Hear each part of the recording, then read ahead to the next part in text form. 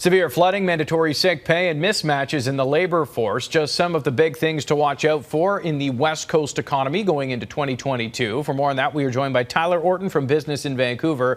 Morning, Tyler. This is from the Business Council of BC.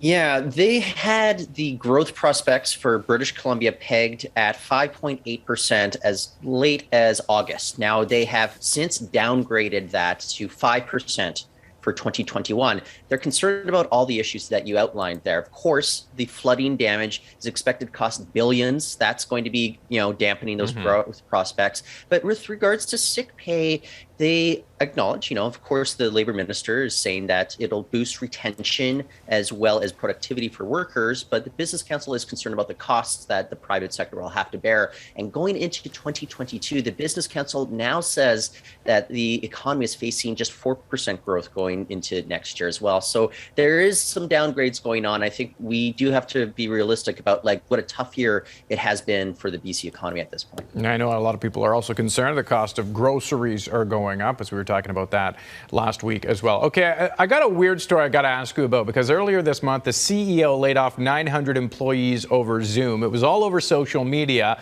but now that CEO is taking a leave of absence because of that blowback online.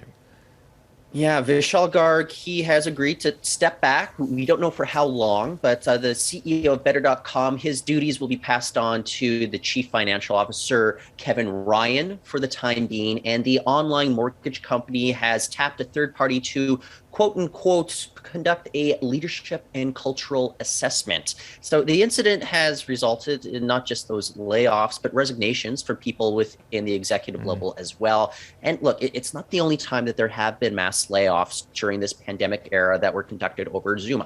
I get that, but many people are concerned about the way that it was handled. It's a tough sit if you sit down and watch the clip there. Now, it is still up in the air as to when and how Garg returns, but it's just tough to see so many people affected in such a manner as we saw unfold with the Better.com folks. Yeah, a little damage control happening right now. Tyler Orton from Business in Vancouver. Have a good Monday, sir.